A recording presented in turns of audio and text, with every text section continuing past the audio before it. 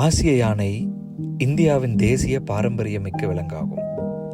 யானைகளின் மேலாண்மைக்கு கணக்கெடுப்பு அவசியம்.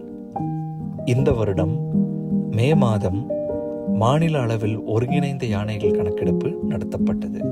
இது தொடர்பாக பரிந்துரைக்கப்பட்ட முறைகள் பற்றி வனப்பணியாளர்களுக்கு முறையாக பயிற்சி நடத்தப்பட்டது.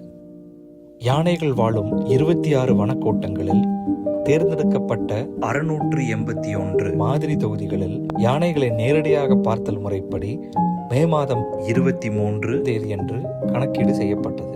மே மாதம் 24 தேதியன்று அதே 681 மாதிரி தொகுதிகளில் 2 கிலோமீட்டர் தூர நேர்கோட்டு பாதையின் இருபுறமும் கண்ணுக்கு தென்படும் யானைகளின் நெத்திகளை கண்டறிந்து கணக்கீடு செய்யப்பட்டது. யானைகளின் தொகை அமைப்பு தெரிந்து கொள்வதற்கு மே மாதம் 25 தேதியன்று நீர்நிலைகளுக்கு சென்று அங்கு வரும் யானைகள் பற்றி கணக்கீடு நடத்தப்பட்டது.